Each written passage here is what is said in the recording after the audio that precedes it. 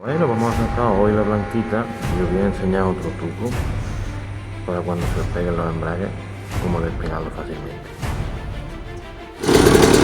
Ese truco es que una vez que la tenemos arrancada, andamos con ella de reata un poquito y metemos automáticamente primera, claro, con el móvil no sale.